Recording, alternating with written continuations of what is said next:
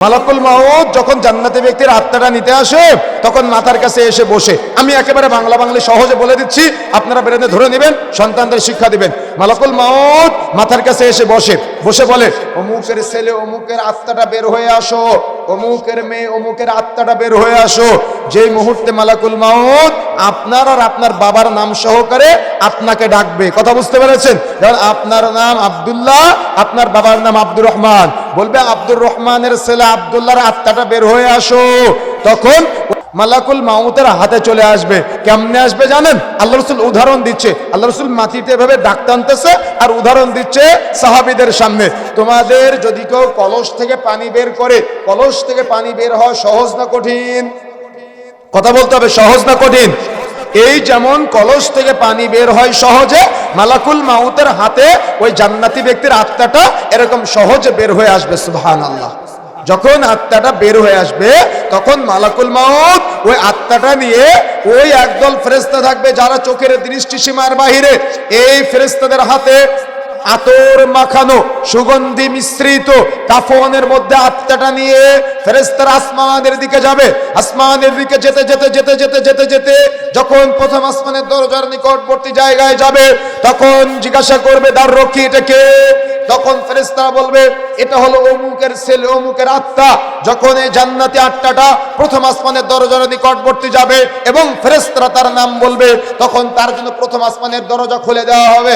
এভাবে দ্বিতীয় আসমান, তৃতীয় আসমান, চতুর্থ আসমান করতে করতে সপ্তম আসমান ভেদ করে যখন ওই আত্মাটা সপ্তম আসমানের উপরে গিয়ে অপেক্ষায় থাকবে, আল্লাহ আরশ থেকে কখন ওই আত্মাটাকে নির্দেশ দিবে, আত্মাটা ইল্লিনের খাতায় যাবে না আত্মাটা সিজ্জিনের খাতায় যাবে। কথা বুঝতে পেরেছেন? জান্নাতি ব্যক্তির মৃত্যুর সহজ প্রক্রিয়া। তখন ওই আত্মাটাকে কেন্দ্র করে অপেক্ষায় থাকা হবে যে কখন আল্লাহ নির্দেশ দিবে। এদিকে মাইয়েতের আত্মীয় স্বজন যারা আছে তারা সুন্দর করে গোসল দিয়ে জানাজার সালাত পড়িয়ে তারা লাশটা কবরের মধ্যে রেখে যখন চলে আসবে তখন আল্লাহর পক্ষ থেকে ফাইসালা চলে আসবে, এই আত্মাটাকে ইল্লিনের খাতায় লিপিবদ্ধ করা হোক। তার মানে জান্নাতের একটা অংশ হলো ইল্লিন, এই ইল্লিনের খাতায় লিপিবদ্ধ করা হোক। যখন আত্মাটা ইল্লিনের খাতায় লিপিবদ্ধের নির্দেশ আল্লাহ দিয়ে দিবে তখন আত্মাটা সুন্দর করে নামিয়ে কবরের মধ্যে নেওয়া হবে। কবরের মধ্যে নিয়ে আত্মাটাকে যখন দেহের মধ্যে দেওয়া হবে, দেওয়ার পরে মাইয়েতকে কবরের মধ্যে বসানো হবে। তখন জিজ্ঞাসা করবে, মার রব্বুকা, তোমার রবকে? ও তো দুনিয়াতে আল্লাহকে চিনতো, তাওহীদ সম্পর্কে জ্ঞান ছিল। সে বলবে আমার রব আল্লাহ। যখন তাকে প্রশ্ন করা হবে, মা দীনুকা, তুমি কোন দিনের উপরে ছিলে? দুনিয়াতে সে দিন ধর্ম সম্পর্কে ভালো জ্ঞান রাখতো, দিন ধর্ম সম্পর্কে প্রচারের প্রচেষ্টা চালাতো। সে তার দিন সম্পর্কে বলবে আমার দিন ইসলাম।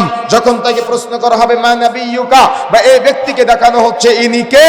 তখন সে বলবে যেহেতু সে দুনিয়াতে নবীকে ভালোবাসতো, নবীর প্রতি তার শ্রদ্ধা মহব্বত ভালোবাসা ছিল, এজন্য সে বলবে ইনি হলেন আমাদের নবী মুহাম্মদ সাল্লাল্লাহু আলাইহি ওয়াসাল্লাম।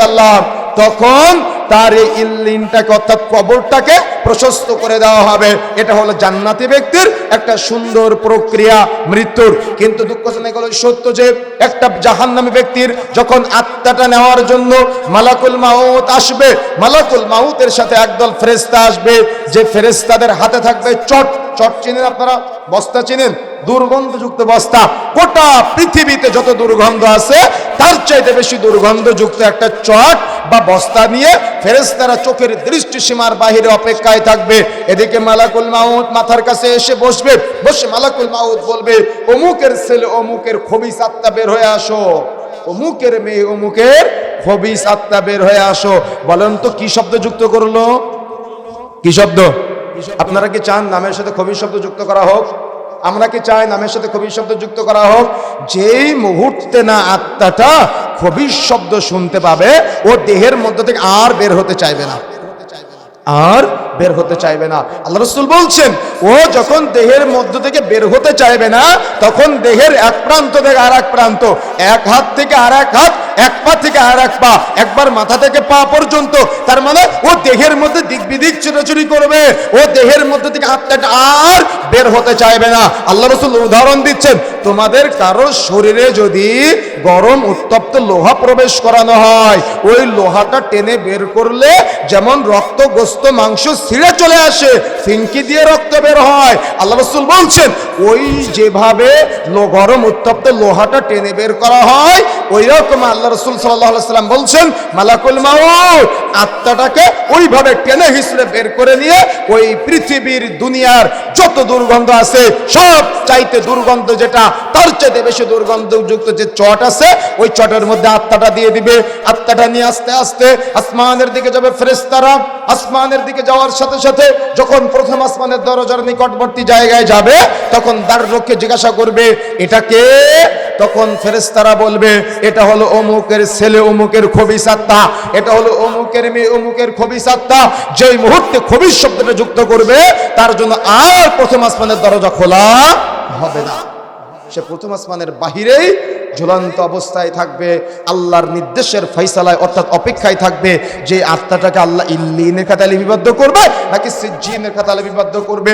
এদিকে মাইয়েতের আত্মীয় স্বজন যারা আছে, তারা মাইয়েতকে সুন্দর করে গোসল দিয়ে, সুন্দর করে জানাজা দিয়ে কবরের মধ্যে রেখে চলে আসবে।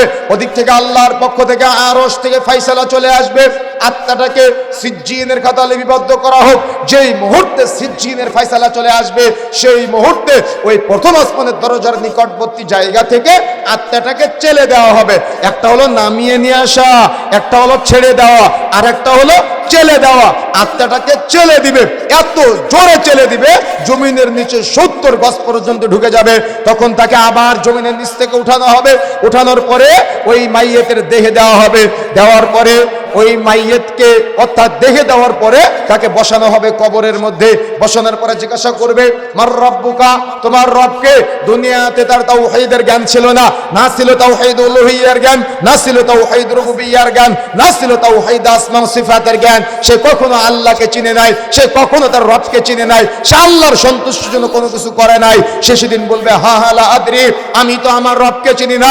তাকে বলা হবে মা দিনুকা, তুমি কোন দিনের পরে ছিলে? দুনিয়াতে দিন ধর্মের কথা শুনলে সে আলেম ওলামাদের বলতো কথায় কথা ধর্ম টেনে নিয়ে আসেন কেন? এই জন্য কিয়ামতের মাঠে না, যখন তাকে কবরে প্রশ্ন করা হবে মা দিনুকা, তুমি কোন দিনের উপরে ছিলে? সে বলবে হা হা লা আদরি, আমি দিন ধর্ম সম্পর্কে কিছুই জানি না, আমি অবগত না। তখন তাকে প্রশ্ন করা হবে মা নাবিয়ুকা, বা এই ব্যক্তিটিকে? দুনিয়াতে সে নবীকে ভালোবাসে নাই, নবীর সুন্নাত অনুযায়ী চলে নাই, রাসূলের আদর্শ বাস্তবায়ন করে নাই। এই জন্য কিয়ামতের মাঠে নয়, বরং কবরে যখন তাকে রাসূলকে নিয়ে প্রশ্ন করা হবে, তখন সে বলবে হা হা লা আদরি, আমি তো নবীকে চিনি না, আমি তো রাসূলকে চিনি না, আমি নবীর সম্পর্কে জ্ঞান রাখি না। তখন আল্লাহ রাব্বুল আলামিন রাগান্বিত হয়ে যাবে, এতটাই রাগান্বিত হবে, আল্লাহ আসমান থেকে অর্থাৎ আরশ থেকে নির্দেশ দিয়ে বলবে কবরকে সংকুচিত করে দেওয়া হোক। এমন ভাবে কবর সংকুচিত করে দেওয়া হবে, একটা হাড্ডি আর একটা হাড্ডির ভিতরে ঢুকে যাবে। তার মানে কবরের দুই পাশের মাটি দুই দিক থেকে এমন ভাবে চাপ দিবে, মাইয়েতের একটা হাড্ডি আর একটা হাড্ডির ভিতরে ঢুকে যাবে। আল্লাহ রাব্বুল আলামিনের রাগ নিয়ন্ত্রিত হবে না।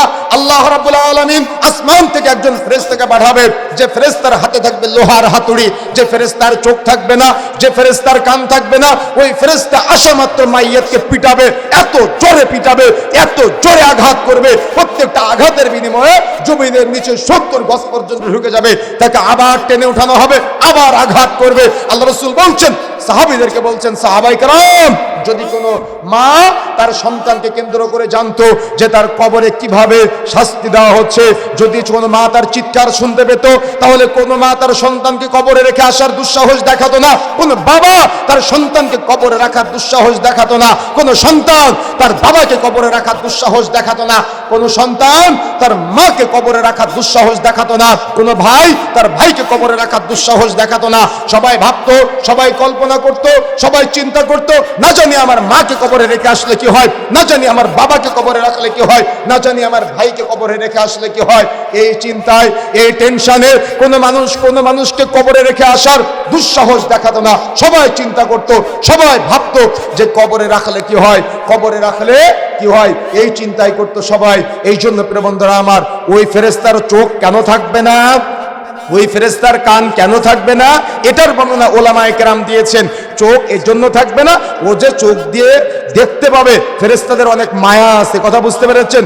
ও চোখ দিয়ে যদি দেখে যে আমার পিটানোর ফলে এত শাস্তি হচ্ছে, তাহলে ও পিটাবে না, কথা বুঝতে পেরেছেন? যদিও আল্লাহর নির্দেশ দিয়েছে, তবে দয়া হতে পারে। ওর কান থাকবে না কেন? ও যাতে করে চিৎকার শুনতে না পায়। তার মানে ওর দয়া মায়া থাকবে না, ও দয়া মায়াহীন, দয়া মায়াবিহীন পিটাবে কবরের মধ্যে।